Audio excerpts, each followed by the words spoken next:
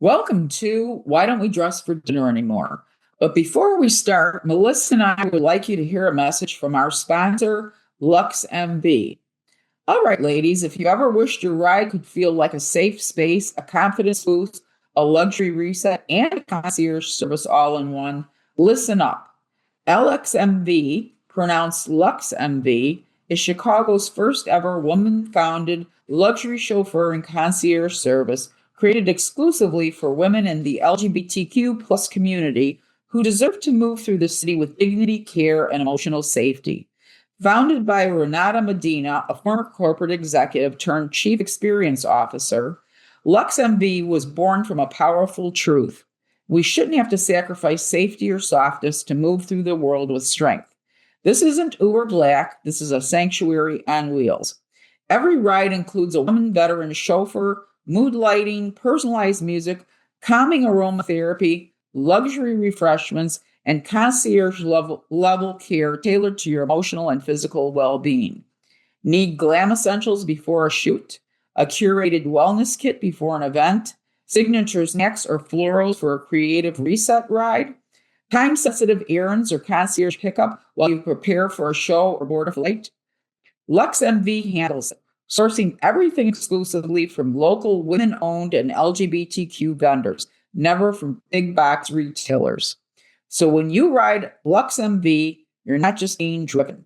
You are being restored, supported, and poured into, while also circulating love, income, and visibility back into our community. You can follow the movement at LXMB_Chicago, and trust me when I say, this is a brand you're going to feel as much as you see. So when you hear Lux MV, know this. It's not just a ride, it's a moving reminder that we don't have to shrink to feel safe. We can rise, be seen, feel held, and still arrive in absolute luxury. Lux MV, where luxury meets healing in motion.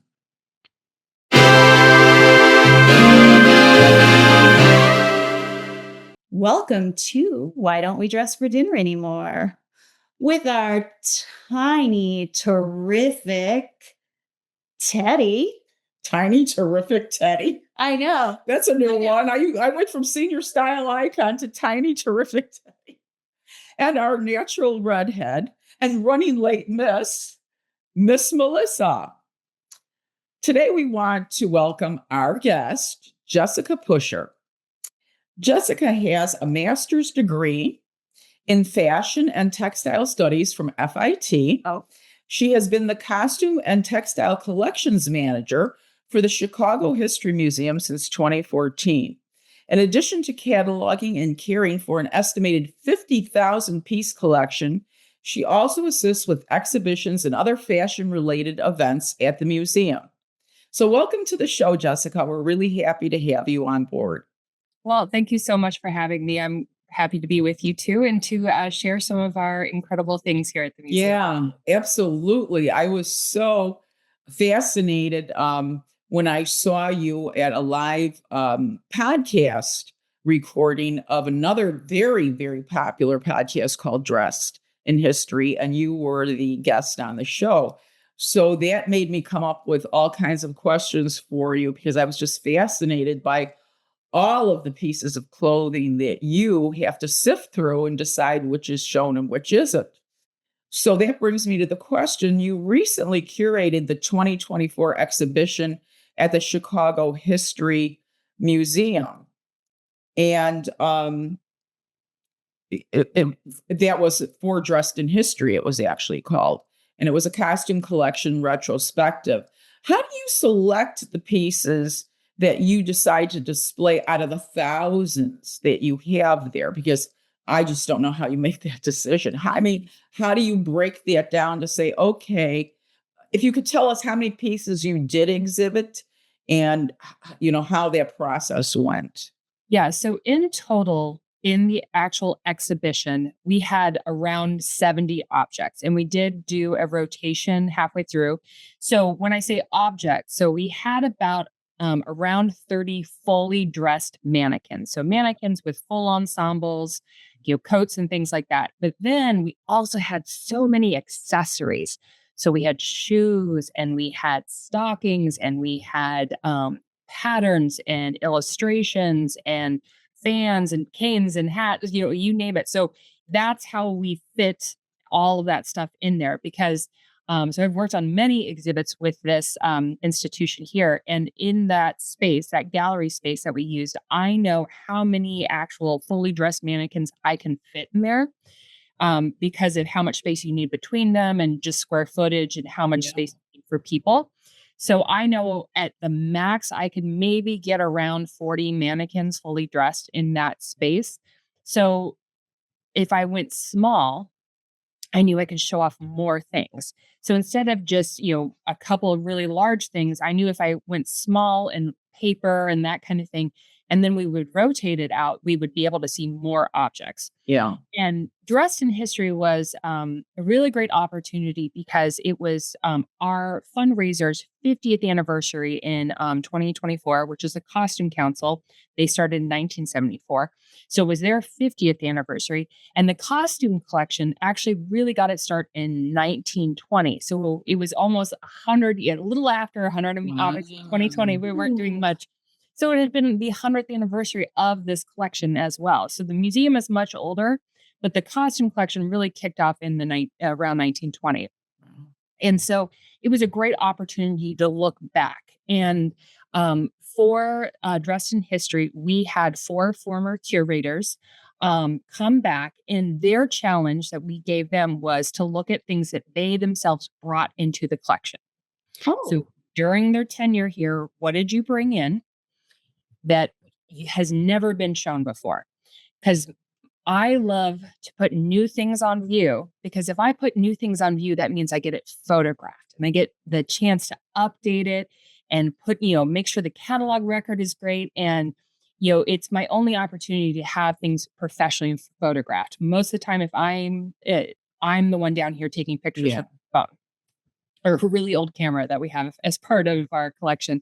And so when so we had that, they had to pick something that they brought in, they had not put on view. And then one object that they thought was the quintessential object of the collection, the thing that was the most special, or when they think about the collection. So we got their 4 ideas. And then there's also curators that we weren't in touch with or no longer with us. And looking at their choices, we then had to see what's in good enough shape that we can actually put on view. Yeah. So condition of the object. So if it's something that the moment you pick it up, it just disintegrates, we just didn't have the time, the money, and the resources to do a full conservation effort on just one thing. So something that would be good enough condition wise that wouldn't require thousands of hours of work, and kind of fit with us, with the theme. And so I took all of their answers, selections, I guess I should say, and kind of laid them out.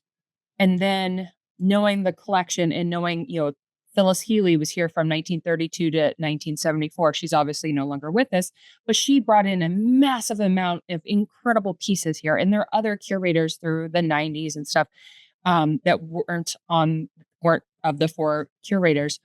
So selecting from things they had taken to put together an entire story. And then how it's arranged and taking, 4 different people's selections, and how do you tell an exhibit with that? So that was difficult. Yeah. But I think we made it work. Yeah. But there are so many fabulous objects in this collection, Right. and you can geek out and fangirl over so many different things. And for the curators, for them to pick just 4 things was really difficult, because you're like, oh, but this, but this, but this, but this. Right. And also then to reflect on your own work. What did you bring in during your time, and not looking at what other people did was also, a challenge in some ways. Right. But it was great because, items had never come out before. We finally brought them out, and put them on an exhibit and photographed them. Sounds fabulous. The follow-up question I would have is, Okay, so you finally honed everything down to kind of like the story that you wanted to tell over the decades. But like you said, you had to actually style up the pieces. So Mhm. who was actually in charge of styling the mannequins? It wasn't just putting the piece that was selected, but like you said, the jewelry, hat, if there was a cane, a bag, whatever, shoes. Who did all the accessorizing? Yeah, so it's with an exhibition, it's always a group effort. So it's never just one person. Yeah. As I jokingly say, they're the most painful group projects that you will ever participate in. Um, they go on Worse for than years. college? Yes. Yes, yes. Yes. Wow. Because they go on for years. Exhibits don't happen overnight. They take Yeah. years of preparation and working together with many different, team members to make something happen. So when you see the styling, you have curators selecting objects, you have mount makers deciding what is the best way to mount a thing. You have to select your mannequins. Is it too small? Do we have to build a mannequin? You have your conservators who are saying, hey, we can't use this type of thing because it's going to put too much stress on the shoulders and stuff like that. So like I said, it's a big effort. Right. And then you're working with the exhibit designers and the exhibits team to figure out like what's the look, the lighting, the paint, how are people interacting with the spaces. So there's no one person you can point to and say, oh, you kind of have an idea. And with Yeah. an exhibit like that, because we use things from the earliest piece was from the 1770s, and then the most contemporary piece was from 2023. When you're showing things like that, you're using many different mannequins, many different types of way of displaying a garment. You're not using one type of mannequin because Right. there's no one mannequin that could show all of those kind of garments in the correct manner. So we were just pulling from our stock of mannequins that we have. We have 3 facilities here at CEHM that we use to store items. And one of those facilities, I have the mannequin um, collection at. So just an entire collection of mannequins that are, some of them are, predate me on this earth. Wow. Probably even predate the 70s. I mean, because they're incredibly beautiful mannequins used for historic pieces. Yeah. Not Yeah. like department store mannequin. Right. Yes. Wait. So there's this book, How to Get Ready for a Date in 6 Hours or Less. What is it? How to get ready to display a historic costume in how many hours or less? Like, how many hours do you think goes into just one? If you had to break it down with the amount of people that are going into it to display just one of these pieces that we are like one of these displays that we are looking at, Yeah, this is an enormous amount of work. it is. Yes. This is And not like getting dressed. I assume you just put it on the mannequin. You're like, that No. looks great. If you're done, you're like, no, yeah. this is insane. Yeah. So because, like say our dress from 1770, I have one of those. And we are going to alter a dress form, a mannequin to fit the piece. So before we even try it on anything, we're going to measure the actual garment to see what's the bust, the rib cage, the waist to see, and then measure a mannequin to see, okay, this is within the parameters because you don't want to go too big and rip it, so you want to measure it first and figure out, okay, this seems pretty close. And then, with all these historic dresses, the amount of undergarments you would have and getting that right, because we don't have the undergarments that whatever person it was wore specifically with that piece from the 1770s. Sometimes we have the actual undergarments, sometimes we don't. So, like that piece from the 18th century, we had to do a lot of trial and error with getting that skirt silhouette correct. So it's panniers. So it looks like you have baskets coming off the side of you. Think Marie Antoinette, very wide hips. So narrow from the front. Well, you're very wide this way, but you're not very deep, if that makes sense. You're really long. Mhm. And so trying that over and over, and our mount maker, his name is Michael Hall, he's fabulous. He had to hand make the panniers underneath that. And that dress isn't symmetrical. Someone has, twerked with it and, put in a waistband at some point and stuff like, so it's not perfect on either side. So he had to make one side a little smaller, one side a little larger so that it would lay correctly. And so, I mean, it's a very, I mean, when we're doing exhibits like this, we have a full-time mount maker whose whole job it is leading up to an opening is just making sure everything looks perfect. Wait, so that's over a week just for the mount. You're like, this person is full time. You've got 40 mannequins. Well, she said it takes over a year. It to takes do over this. a year. I'm like, you've got one full time person that's just doing the underlay for the undergarments. Yeah. That's wild. And then, but then sometimes you have a dress from, 1965, you just, throw it on and it's perfect. Polyester Yeah. can be great The in some advent ways. of oil-based fabrics Yeah.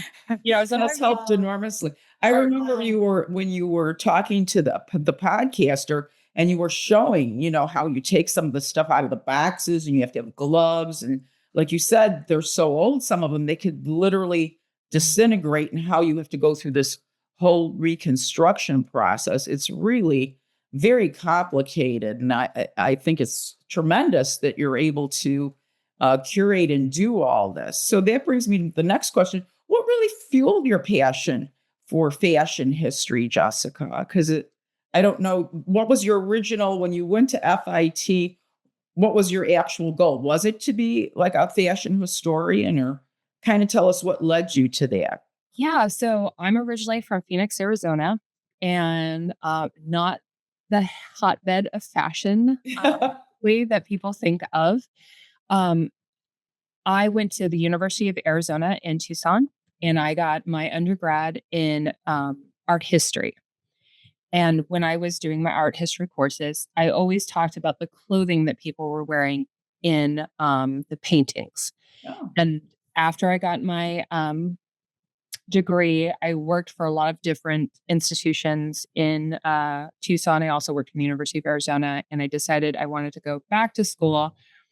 And I went and got another degree in an associate's in fashion design, because I knew I wanted to do something with clothing and with fashion, and I wasn't sure what that was because I didn't know this job existed at that point. Yeah. There weren't a lot of It examples. sounds like it was made for you. Yeah. And so I had worked in retail starting in high school. And while I was doing this, got this degree in fashion design, I thought I wanted to go into history because I love history. I've always enjoyed history. It was always my best subject in school. And I am definitely not a fashion designer. Took a lot of classes, did a lot of things. I was like, this isn't really where I am so much. I can make some great Halloween costumes, but I am a fashion designer. I am not. And so I just kept exploring and taking all these courses. And I got a job at a clothing store called Buffalo Exchange, and it is a buy, sell, trade store. Yes, my children love this store. Yes. Yeah. Well, it started in Tucson, Arizona. Actually, I believe in either 1974 or 1972. And I was introduced to him in Tucson in Phoenix, and we had a class where we were talking to one of the managers there, and she was explaining things, and it made so much sense. I was like, I'm going to get a job there, because what they do is people bring them clothes, they go through each object, each item, and they decide whether or not it's something that they want to purchase for the store, and then you get either cash or the store credit for it. So I got a job there, and I started working there while I finished my associate's degree.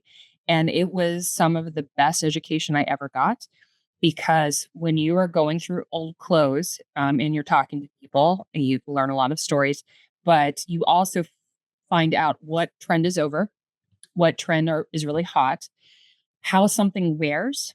So whether it's good design or bad design, did somebody only wear this once because they couldn't get it off? The zipper didn't work. It was too tight. Sometimes things that people love the most never make it to a secondhand store, because they wear it out. So it was a very interesting way. And I learned, as I was learning about fabrics in school, I was touching every kind of fabric you could possibly imagine, and see what happens if you don't wash it, or if you wear it 1,000 times, or if it gets too hot, or if it shrinks. So I learned that was such a great synergy between two things. And I learned the business of fashion from Buffalo Exchange. So that was really interesting to get that part of my education for free, though I was working. And then when I got into graduate school, they had been opening new stores out in New York City. And I jokingly, with some of my friends and my husband from Arizona, have said, Buffalo Exchange getting kids out of Arizona since 1974 because, because we're able to take the skills and transfer within the company. So I went out to New York, and they were literally just opening the store right down the street from FIT when I started graduate school. Oh, how fortuitous. Yes. And it was really interesting going from Arizona to New York City. It was about 2010, and opening the store there, and then working there, and then having all these people who came in and sold samples, who worked for the fashion industry in all different levels, and then having the models who would model in fashion shows and then get stuff for free and then run as soon as they could to like a Buffalo Exchange and sell it because they would rather have the cash than the scarf or whatever it was. Wow. And so you talk to people. I mean, the people from the fur district, the fabric district, all of these different people were there. So if you had like a bunch of fur headbands that had been your samples and you're not going to use them anymore, why not sell them? So it was a very interesting time. I worked in a lot of different institutions for free, volunteering, interning. And, because I'm a very visual learner, things that are theoretical don't make as much sense in my brain as things that are touchable and tangible. And I think that clothing is a great type of object to use to interpret history through and to get kids or people who maybe not be excited about reading about history, but maybe because of the personal connection clothing has to everyone, utilizing that. And I came into this job. I started here in 2014. So next year it will be 12 years. And even in graduate school, I didn't realize my position was job. I wanted, my position, I'm the collection manager here at different institutions. It could be called different things. It could be an assistant curator, that kind of thing. So that's what my title is here. And it's what I do is the physical care and management of the clothing. And I've also been here so long that I've been able to do a lot of curation as well, research, writing, interviews like we're doing here. So it's all over the place. Yeah. How do you get the clothes? I mean, do people just donate it to the museum? Do you seek out certain pieces? How does it? Do they give them to you at the Buffalo Exchange? Like, No, A piece from 1750 came through the Buffalo and yeah. So most everything that we acquire is through donation. I would say probably about 95 to 99%. At this point, I have so much stuff that it's very hard for me to say, oh, I need this or I need that. What I really need is more time and more people to go through everything we have here to see exactly what it is I have. Because maybe I have 5 of the same dress. Maybe I have 20 of the same pairs of shoes.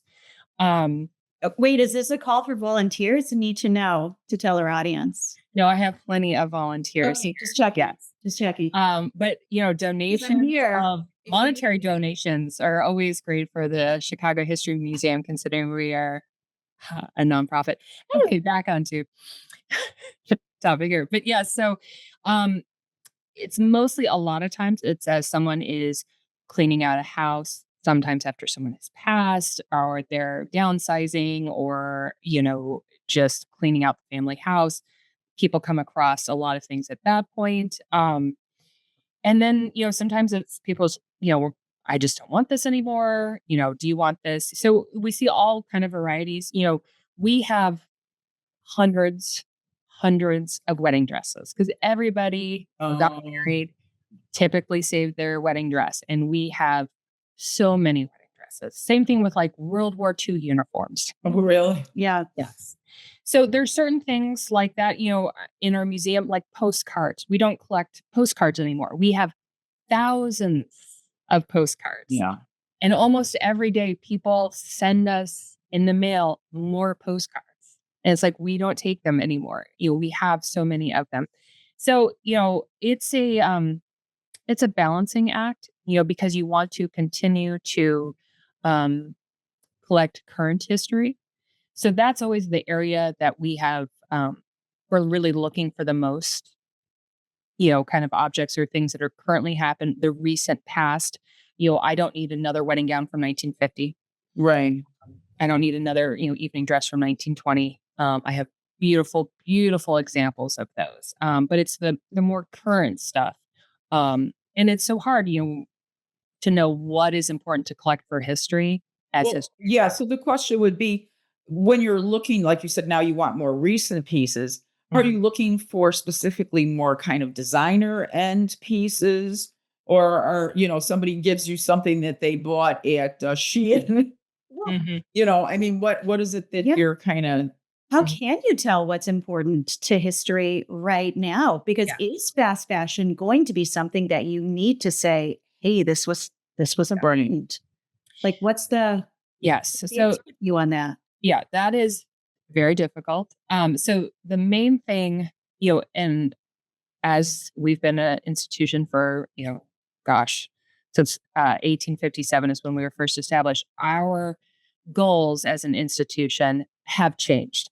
So our main goal is to share Chicago stories. So I'm looking for objects that tell fabulous Chicago stories and stories that I don't already have well represented in the collection. So during the pandemic, we collected masks from local designers, some that some people had purchased from high-end designers. I mean, all kind of ranges, because we knew this was a moment in time that maybe some of us don't want to remember, but we need to collect this history for 50 years from now if they want to do an exhibit on that. So, we reached out to various people. Some people offered us things, and we collected around there. I asked, one of the few things I've actually purchased here was a coat that was made by Off-White in honor of Virgil Abloh. So Virgil Abloh was a very young, very brilliant young Black designer from Chicago. He started Purex, he started Off-White. He then went and worked for Louis Vuitton men's line. Yeah. And he died very young, very tragically from cancer. I mean, just blue.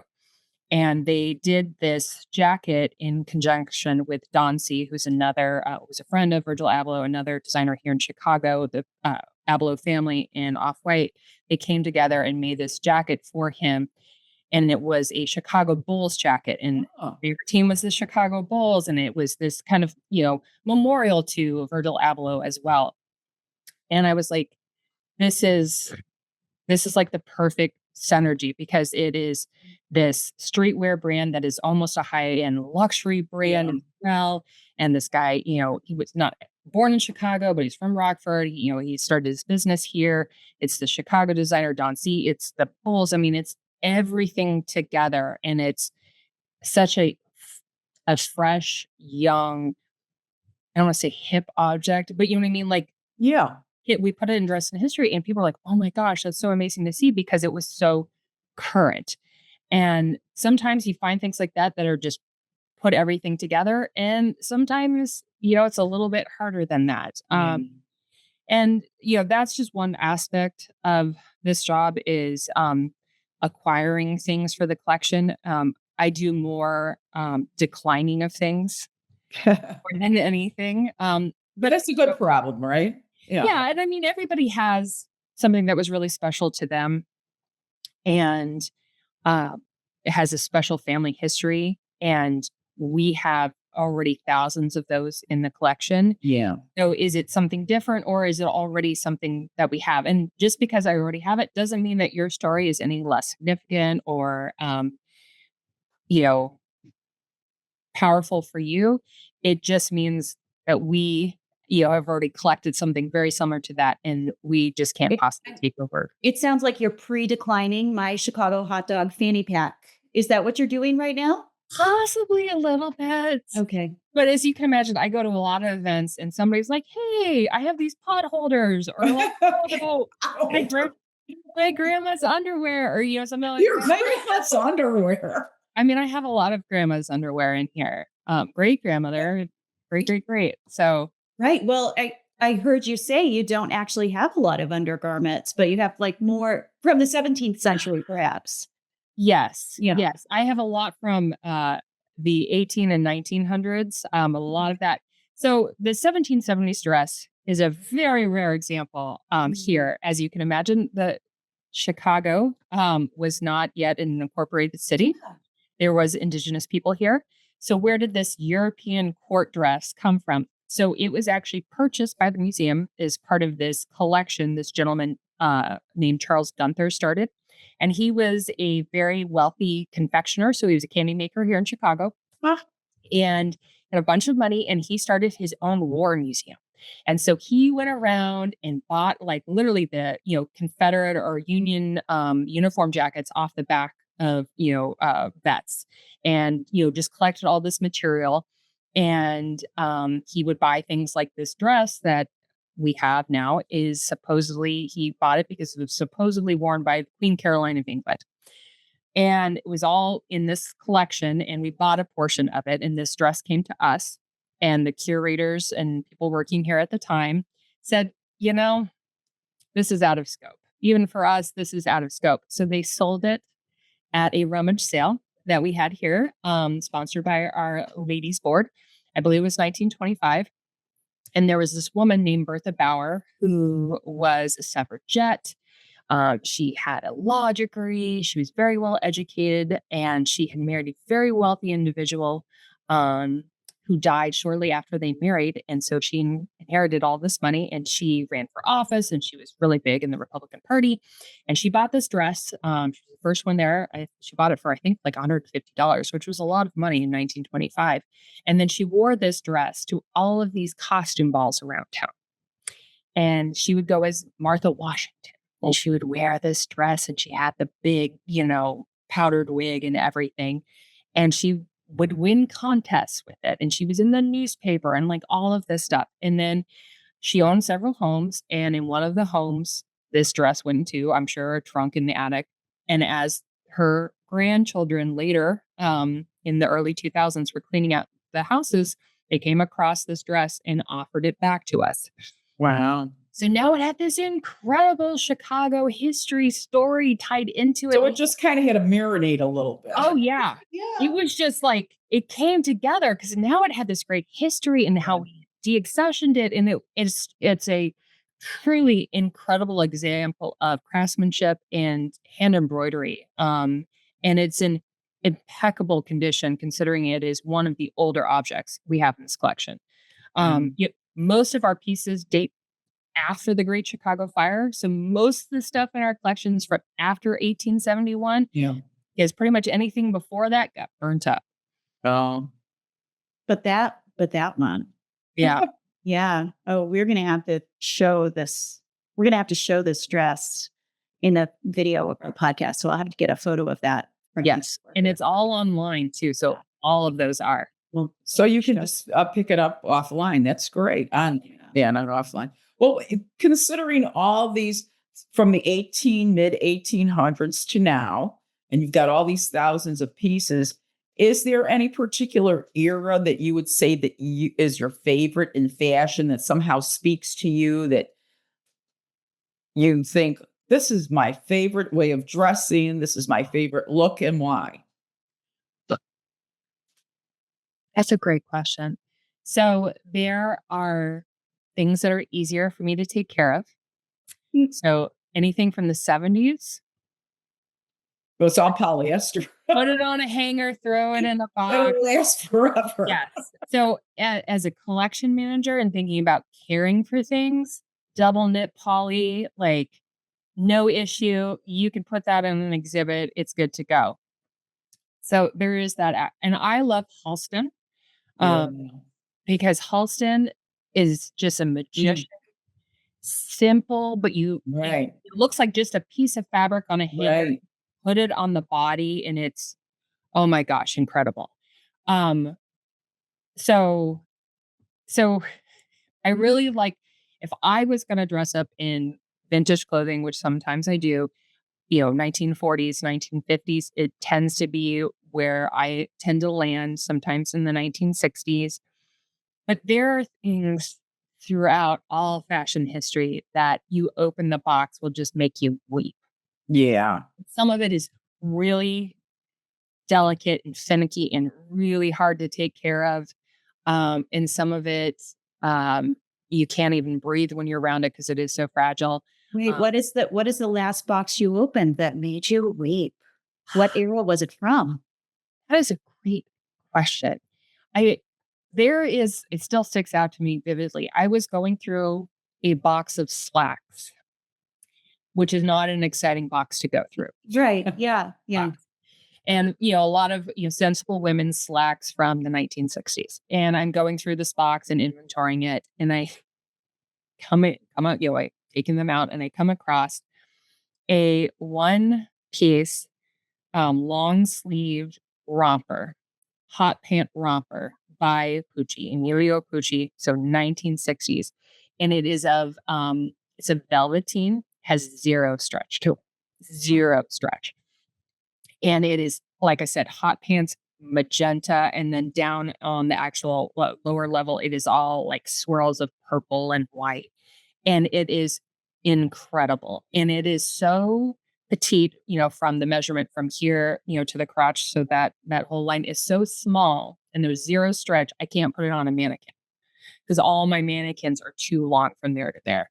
Wow. And so that was just one of those things, like, you're going through pants and then you see this, you're like, where did and nobody has seen this probably in like 30 years. The magenta ironwork Worth gown, from the 1890s, was just another one of those.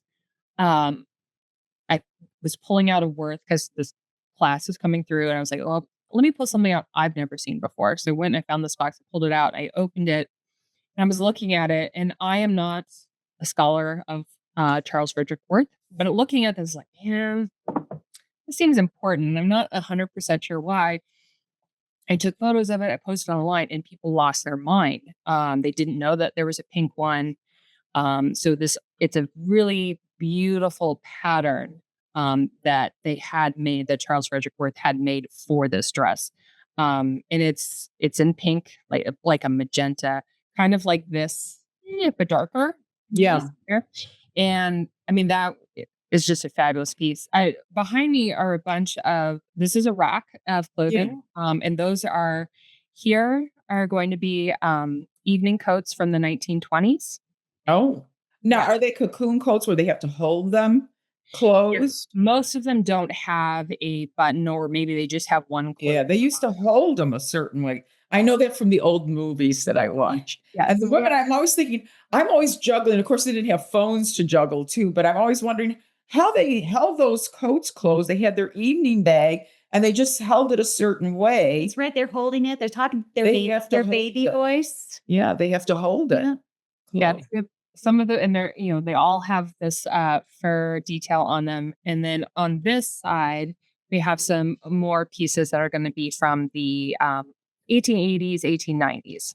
Now, is the fur hard to keep intact? I would imagine that would start because it's from a living thing, that it would start to degrade after a while. How do you keep the fur from degrading? Yeah. So fur, just like, you think of it, it's skin. So it's just like human skin. It Right. can dry out. You can get that horrible dry rot. Right. So obviously keeping it in an area where it's not too hot, not too dry, not too cold is the Right. big thing. And there used to be businesses that would keep your Yes. coat in cold storage I over. remember in the Yeah. 70s when we were still wearing fur, I would have my furs stored professionally, and they keep it at a certain time because fur also, I noticed sometimes, you get little splashes in it, like little pieces would come out. So you'd have like little dents in your fur and stuff like that.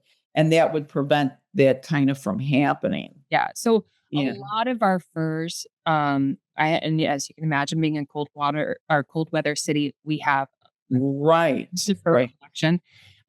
We have a very large walk-in refrigerated unit that we use, that we keep a lot of those furs in early. Is it real cold? Just out of curiosity. I mean, is it like, No, it's about at 50 degrees. oh, You don't want to freeze it, but you well, want okay. constant I cool would have, temperature. yeah, I would have never thought about how you needed to keep clothing cold. Oh, yeah, you I did. would have never Yeah. thought of that. Yeah, there used to be, like she said, places that you would pay to store your furs in the summertime because they would degrade.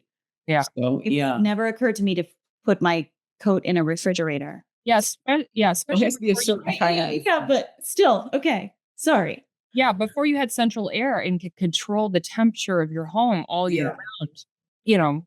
Right. And Okay. even then, in my house, my closets are always a little warmer or hotter than the rest of the house. So even in your closet in your house, it's not really temperature controlled. But like you said, it's better than it was, Yeah. let's say maybe back in the 50s when people still had fans in their house or whatever. I think there's a lost art of fabric care that just like, Well, we don't wear furs that much anymore. Now they're faux Right. fur, which are made out of oil petroleum. So those will never go away either. I just wonder about anything now. I'm like, oh, what fabrics do I have that I need to care for? And that's like obviously a different show, Yeah. but now I'm like, well, this is a leather jacket, and Well, what? I have an old time my mom had gotten me, and I don't know if you remember these, Jessica, or even have maybe these.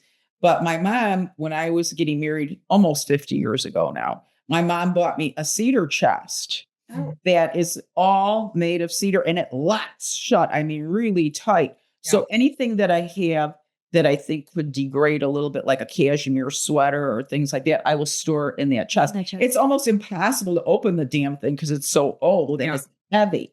But I remember a lot of women used to have what they called hope chests. I actually have one. And they would store like stuff when they were dreaming of becoming a bride or little things. And then maybe sometimes their bridal dress or baby things would go in the cedar chest. Recall, I grew up Mormon. My dad made me a hope chest. Oh, okay. Yeah, it's So in my bed. Yeah. Yeah. So there you go. Well, yeah, go ahead. I was going to ask, thinking about older garments and you working at the Buffalo Exchange and your love of thrift and your love of old things, are there pieces that you thrifted that you absolutely love outside of collections? Yeah. Things that you have found that you're like, this is the most amazing fabric. This is the coolest thing. I found something at a thrift store that I loved. Especially I want to hear about the Buffalo Exchange where you got all these samples, but like anywhere. Yeah, so this will be my own personal collection of. Yes. And I have a hard time wearing vintage clothes because I am 6 feet tall. Yes, you are a very tall lady and I'm very small. That is So you look like a giant to me, Jessica. that is a gift. Yes. That is a gift. So, and my scale is different. So, I have found some things, obviously jewelry, coming from Arizona. I actually have found some really beautiful, Native American jewelry, pieces Wow. all outside of Arizona, sometimes inside of Arizona, sometimes here in Chicago. You have to realize a lot of people here in Chicago for many, many decades, probably the last 100 years, have been vacationing out in Arizona. The Red Yes. Leaves, I mean, everybody, dude ranches. Now it's spring baseball. And then, they go out there, they buy us stuff, they go to the Grand Canyon and then they bring them back here as souvenirs and things of that nature. And then eventually it gets donated. So you find really great pieces that people picked up, back in 1955 and they went to a dude ranch or something like that. I have found, so I do have some sewing skills, and I love to fix things. So instead of creating a brand new garment, I love to find things that are where most people would pass them by. So I found a really beautiful 1950s rayon dress, and it's printed with parrots all over it. And it's a novelty print, but it is rayon. It's not a cotton. And it was in really rough shape. Someone had monkeyed with the waist, and it was tearing under the underarms and stuff like that. And as soon as I saw it, I was like, I know what, like, this is incredible. The print on it alone. I mean, the fabric, there's nothing else like it. And so I had to do I had to rebuild the waistband, reinforce under the arms. I had to do a lot of repairing of holes throughout. I love vintage Pendleton 49ers. They're their first jacket they ever made for women, first women's clothes they ever made, because before that was for men. It was this jacket they made in 1949. That's why it's called a 49er. And they're beautiful. They're 100% wool. And if you find a vintage one, it will more likely than not have a big old moth hole in it. So I do a lot of mending and repairing those. Then one time I was at the Brown Elephant here in Chicago, and I saw this skirt. I was like, what is that? And it's a 1950s tourist skirt. So a tourist skirt is usually a skirt you would get while you were being a tourist somewhere. And a lot of times they would come from the Southwest or Mexico. This one was handmade. It's on a black linen, and it has these figures of musicians all around the skirt. And because it's a circle skirt, we are talking about just yards and yards of fabric. And the entire waistband was ripped out of it. Like, because of the weight, when you think about a circle skirt, the weight was huge. And it had these handmade figures that were sewn on it, were made out of wool felt. So there was a lot of weight at the bottom. And I was like, I'm never going to see this again. This is a one of a kind piece that somebody made, handmade. It's not a manufactured piece. So I got it. I took it home. I put gores in it because the waist in it was like a 24, but it was ripped out. I'm sorry. What is a gore? So a gore is where you put in kind of a triangle bit of fabric to give it to. So imagine the waistband's up here. You can put a gore into it. So the original hem is on either side, and you can put in kind of a wedge of fabric to give it more fullness. Yeah. Okay. Well, more to make it larger enough for me to wear. Oh, I got it. Okay. You add in these little gores into it because there was plenty of fabric at the bottom. It's just the waistline wasn't at the top. Okay, got it. I had done this on my own. I just didn't know what this was called. Yes. Okay, awesome. Yeah, I put in a gore and I remade the entire waistband. I was lucky that I was able to keep the original zipper, and I put a new trim on the bottom. And my husband and I go to a vintage festival out in Las Vegas. It's called Viva Las Vegas. And it's a big car show, and there's all these vendors and people dress up. And it's the kind of thing that, like, when you wear it out, if you're around people who know vintage clothing and stuff, they see it and they're like, oh my gosh, where'd you find that? And I was like, I rescued this baby. I put a lot of time, and I know how many I had to buy this. I put new trim on the bottom of it. And I mean, that's where I was like, it was 8 yards of trim that I had to buy. Holy moly. It was the wildest thing. And it's just like, you kept sewing. You're like, surely, I don't. Is this ever ending? Right. So yeah, I've been able to find some incredible things.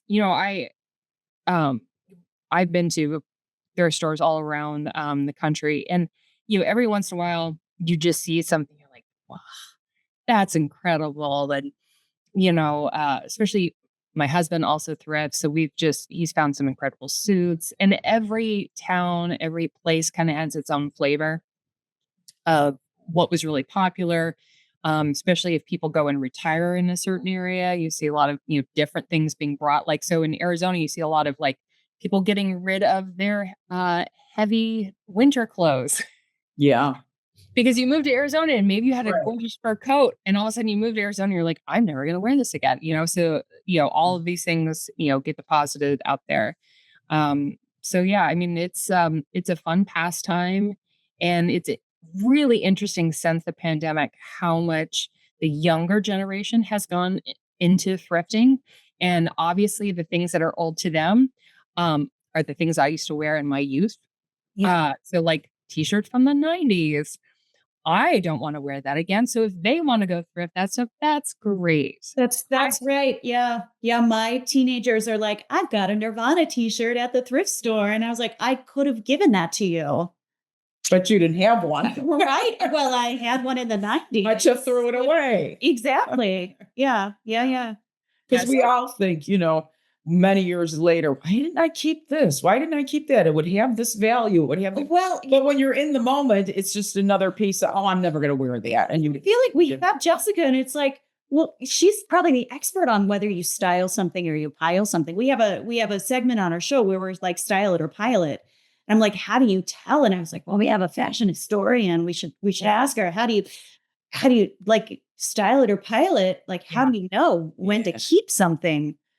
Well, I mean, there's always good basics. So, if I was going to go out right now and buy a blazer, I would look for something that is a really great basic. So I wouldn't get something with a rustle or something that has a peplum or something that's like, a double breasted.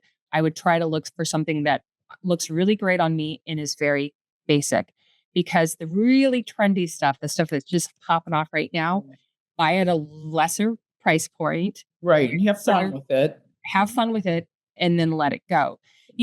Things that are really popular right now are the things that people didn't save. And that's why there's this scarcity. So the Looney Tunes t-shirts, the band shirts, I still have a lot of those things that I'm not willing to give up. In band tees, if you love the band, keep the t-shirt. Yeah. Especially when it gives all of the tour dates in the band. Yeah. I keep them all. Do you? Yeah, I don't even wear them. I just keep them because I figure, well, at some point, my grandson might think it's cool or something, But, you shouldn't carry around a bunch of stuff that you're not going to ever wear again. Just in the off chance 30 years from now, right? You want to. Right. I've lived in very small places, New York, here, Chicago, and I've had to downsize a lot. And so I've had to get rid of many, many things, my prom dresses and things like that. And that's okay, because, the one thing there is always is more fashion and more clothes. So yes, there are things in my past I do miss, but there's so much out there. And there's also other old things, at thrift stores and things like that, you can always rediscover. So and there's a lot of things that people hold on to because they have a personal connection. Right. And that's fine. It's just if it becomes a hoard and you can't, live in your house anymore because everything is just piled with clothes, then that becomes an issue. And, working in this industry, both up in secondhand clothing and in museums, you see all kinds of things where people do have over emotional attachments. Yeah. Stuff. And so, you interact with the public in many different ways. When you work with people who are trying to donate or someone who's passed and grieving and many different things. And you see part of humanity you don't normally think about with fashion. But, there is this emotional attachment that comes with clothes that maybe people don't have as much with furniture or paintings or things like that. Yeah, because there's the memory of where you wore them to, or who you were with, that kind of thing. And the And smell. I know. Have you ever been to Randolph Street Market venues? I'm on their fashion advisory board. Okay. And so recently I've gotten more interested in vintage stuff myself. And I noticed that I tend to gravitate towards things that my mom wore like in the 60s. In fact, I was recently at a Randolph Street vintage marketplace, and I saw this purse, and it had embroidery, but the embroidery was covered with a sheet of plastic over it, believe it or not. And I thought, I remember my mom wearing something like this in the early 60s. That was only like $25 or $30, right? And I picked it up and I was holding on to it. And then I thought, you're going to look ridiculous carrying this thing around. But it just reminded me so much of my mom. I almost bought it, but then I held myself back because I thought, Teddy, are you really going to wear that thing? Or is it just, another, you're carrying a memento that doesn't even belong to you. It's just kind of reminds you of your mom, So I tend to gravitate towards those things just because they remind me of, a happy time. Yes. So you have to watch out for that too, I guess, with vintage shopping, is don't buy stuff that you're actually not going to wear, but reminds you of something, you know? Yes. Yeah. I So, mean, my thing is, you're realistically, I'm not going to lose 30 pounds to be able to fit in the size 4 piece. So I should not buy it, even though it's rare or blah, blah, blah. right. Like, Right. Well, we recently had Demetra Arvanitis, Yeah. and she said she was starting to get hoardy because she would go around to these vintage markets and find like a Chanel skirt for like $80. And she thought she was kind of getting hoardy. Right. It is a verb hoardy was great or an adjective. Yeah. And that's how she started her vintage Yeah, or she shop, resell. her Yeah. reselling shop. So I guess the word of caution would be if something is too good and it doesn't fit you, unless you have somebody to give it to or just, pass it by. Yes. So that would probably be the advice that we end up with. Well, thank you very much, Jessica. You are such a fascinating guest. We could do like a 3-hour podcast with you if we wanted to, but I know that we have some limited time here. So thank you so much for agreeing to be on our podcast. You were a fabulous guest on Dress, so I wanted to grab you for ours as well too. Right. And We need to tell our audience to please visit the Chicago History Museum, donate to the Chicago History Museum, check out their costume collection. yes, and I believe there is a costume council you can join as well too. yes. So the Costume Council is the fundraising arm of the costume collection here at the Chicago History Museum. You could go to our website, chicagohistory.org, and there you can find more information. And there you can also, if you go to images at chicagohistory.org, that's where you're going to find photographs of things for collections. Of So all there, the things you have. yeah, so we don't have everything photographed, but I do have a good percentage, not everything by any means, but that is a great place if you want to explore more what we have and see those objects, because at any one point only a tiny amount of stuff is ever on view. There's way more things digitally online that you can see. Great. Well, thank you for that information and passing it on to our audience.